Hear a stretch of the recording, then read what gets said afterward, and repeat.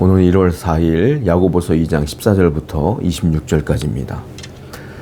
14절부터 17절까지 한번 읽어볼게요. 내 형제들아, 만일 사람이 믿음이 있노라 하고 행함이 없으면 무슨 유익이 있으리요? 그 믿음이 능히 자기를 구원하겠느냐? 만일 형제나 자매가 헐벗고 일용할 양식이 없는데 너희 중에 누구든지 그에게 이르되 평안히 가라, 덥게 하라, 배부르게 하라 하며 그 몸에 쓸 것을 주지 아니하면 무슨 유익이 있으리요? 이와 같이 행함이 없는 믿음은 그 자체가 죽은 것이니라. 여기 보면 믿음에 대한 얘기를 하는데 믿음과 행함이 있어야 진짜 믿음이다 라고 야고보는 얘기하고 있다는 거예요. 믿음은 여러분 공허한 말이 아닙니다. 믿음은 손과 발의 수고에서 나타나는 열매가 믿음인 거예요. 믿음은 반드시 손과 발에 수고가 있어야 된다. 다른 말로 말하면 행함이 있어야 된다. 실천해야 된다. 라는 것들을 얘기하고 있어요. 예를 드는 거죠. 뭐라고 말합니까? 어떤 사람이 배가 고파요. 아이고, 어떻게 배부르게 해야지. 이렇게 말한다고 해서 그 사람이 배부르냐는 거예요. 어떤 사람이 추워요. 어떻게 추워서? 그러면 그 사람이 따뜻해집니까? 아니라는 거예요. 그거는 공허한 믿음이다라는 거죠. 안쓰러워하는 것 자체는 좋은 마음이겠지만 그건 공허한 거예요. 이 추운 사람에게는, 배고픈 사람에는 아무 소용이 없는 거예요. 그러니까 어떻게 돼요? 그 사람이 추워하면 내가 이불을 가져다가 줘야 된다는 거예요. 그 사람이 배고파하면 내 수중에서 돈을 좀 꺼내서 줘야 된다는 거예요.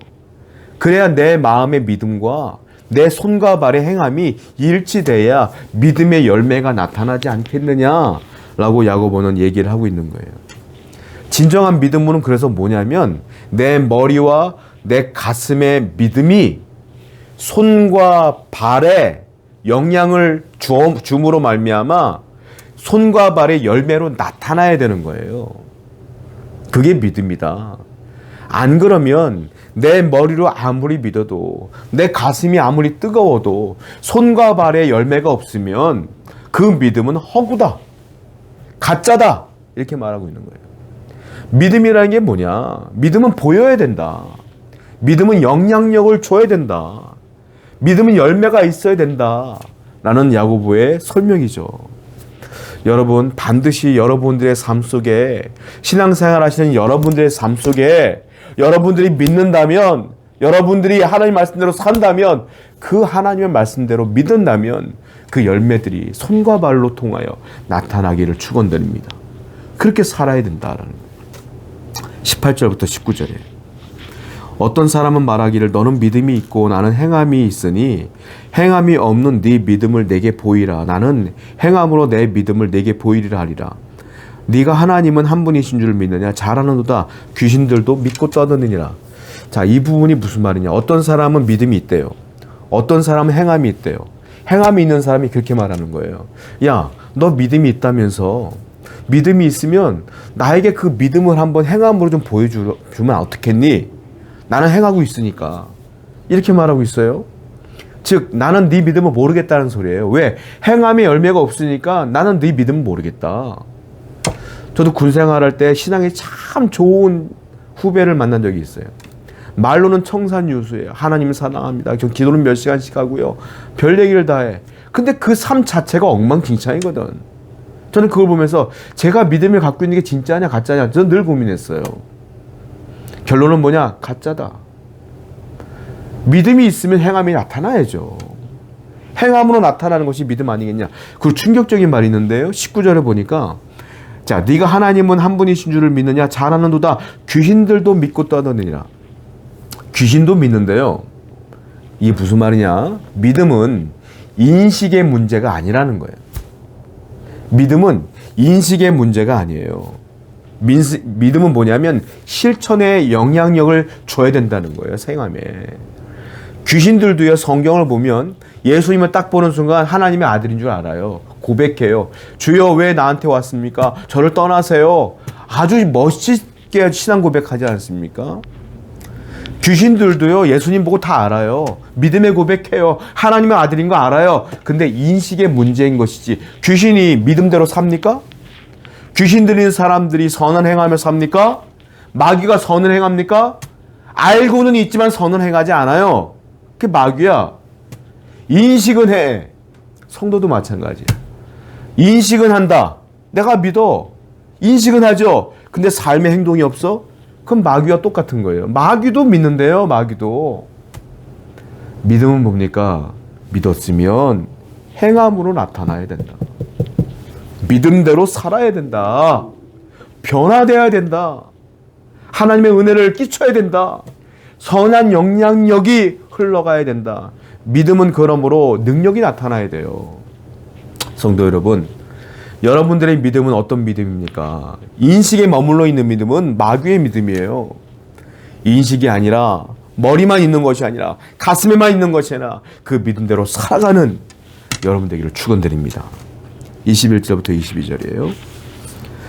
우리 조상 아브라함이 그 아들 이삭을 제단에 바칠 때에 행함으로 의롭다 하심을 받은 것이 아니냐. 네가 보거니와 믿음이 그 행함과 함께 일하고 행함으로 믿음이 온전하게 되었느니라.